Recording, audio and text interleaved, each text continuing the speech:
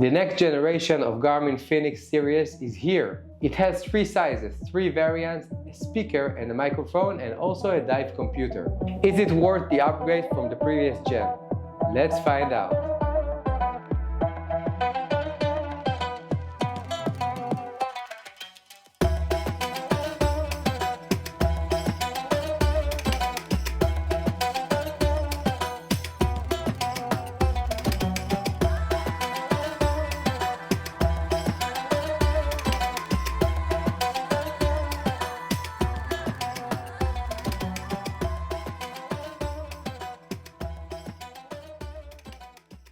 Hi everybody, I'm Yair and welcome to my channel. If you're into sport and tech, you came to the right place. I got this watch as a birthday present for myself when it was released about 10 days ago. I've been testing it in the past 10 days and I can say that I really love it, but it also has some downsides. To summarize everything, yes, it's the best smartwatch that was ever made, but it's not for everybody. For the full results and discussion, you may click on the part that interests you the most. We'll start with some specs. The Fenix 8 is an expensive watch. It starts with $999 for the regular one with the smaller case size and goes up to $1299 for the 51mm version with titanium and sapphire. Whoa, that's a lot of money. The Fenix 8 comes in one of 3 variants: standard, sapphire, and solar.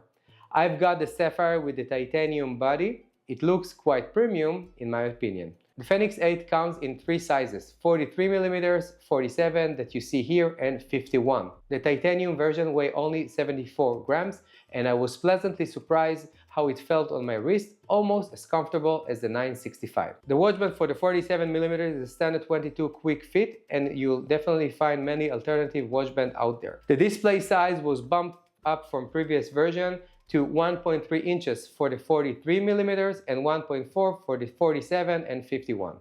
The version that you see here is the AMOLED version, and it has a gorgeous looking screen with revamped UI. The MIP version comes only in 2 sizes, 47 and 51, and it has 1.3 and 1.4 inches display respectively. The claimed battery life is 16 days in smartwatch mode and up to 47 hours of GPS time.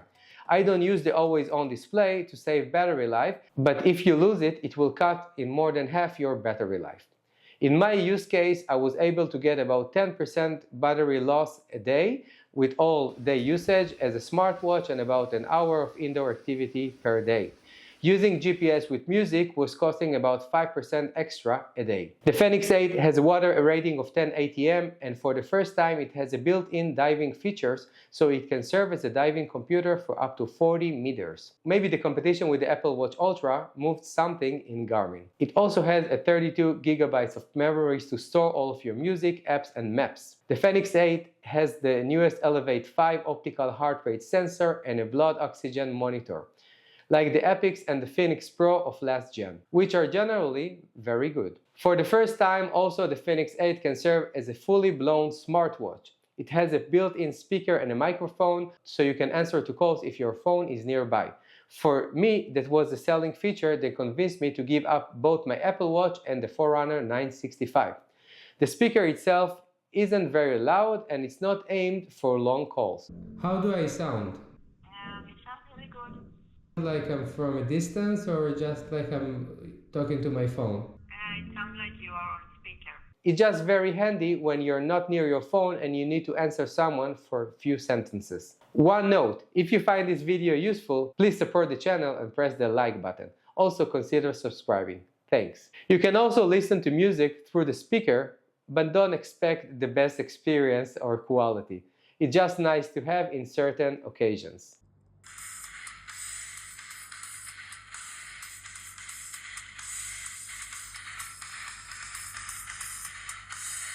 You also can trigger your phone assistant like Siri or Bixby, but I found it working quite slow and not registering the command most of the time.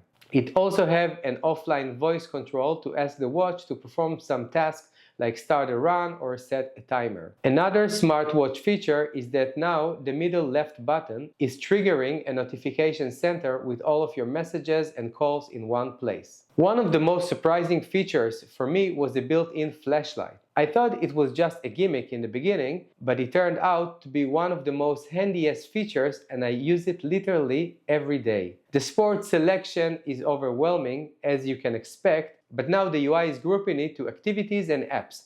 You can choose an activity and pin it, and also change the order of the apps. The Fenix 8 also supports Garmin training plans, and Garmin claiming that you'll be able to download a strength training plan as well in the near future. Sleeping with the Fenix 8 is comfortable, the sleep monitoring is quite accurate, and the watch did recognize the time I went to bed. The only downside is that if I set the waking time to be, for instance, 6 o'clock, and I overslept, it didn't recognize the extra time I was sleeping. Also, there is a weird bug with the napping. As you can see, I saw many users complaining about it in Garmin's support website, and hopefully there will be a fix for it soon. I forgot to mention that the Fenix 8 has full topo maps that you already know from Garmin. Those are the best topo maps in the market. Let's look at some GPS and heart rate data in running, cycling, and swimming. As you can see, in most cases the GPS is very accurate.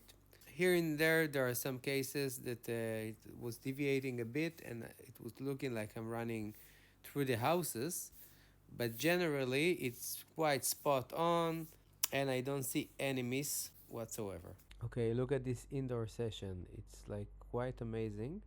You see the Fenix 8 in red, and in purple you can see the polar verity sense. It's spot on. You don't see like really minor differences.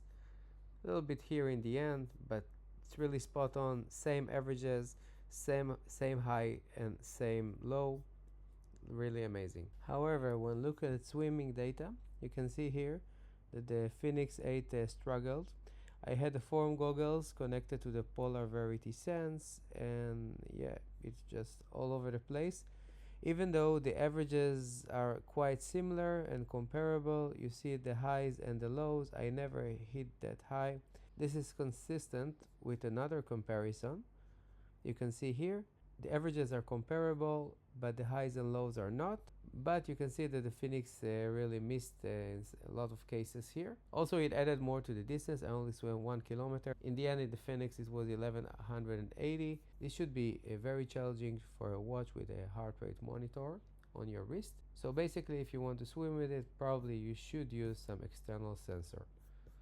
So the Fenix 8 is currently the best that Garmin has to offer. No doubt about that. You get all type of activities, sensors, full-blown maps, offline music support, suggested workouts, and more. It's the best sport watch on the market, period. But there is a but. It's not much better than the previous generation, like the Fenix 7 and the Epix Gen 2.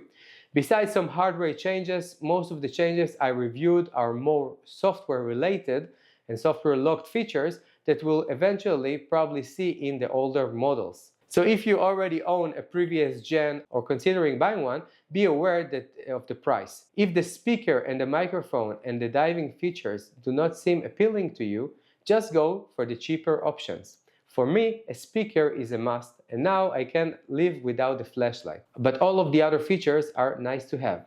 It's hard to recommend this watch, really. It's the best one out there.